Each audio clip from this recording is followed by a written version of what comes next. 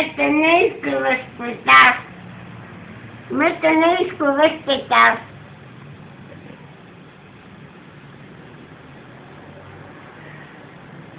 Y yo, si mis hijos se meten conmigo, es porque quieren el bien mío. Y yo nunca me metí con mis hijos. Nunca.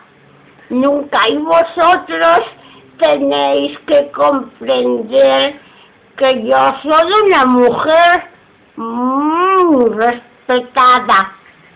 Y además, yo siempre me porto muy bien con ustedes. Y así que os pido que no me sigáis más, porque si no, no puedo disfrutar con mi Alfonso, que él tiene ya mucha paciencia con vosotros. Por eso os pido que me dejéis en paz.